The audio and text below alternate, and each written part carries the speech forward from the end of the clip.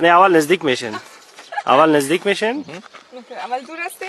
نزدیک میشی برو. 3 2 1 نزدیک.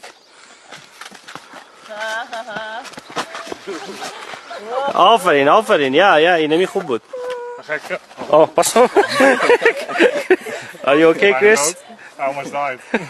And then maybe like this and then مگر اون خطیز است من نمیمونه اکتینگ من نیستم از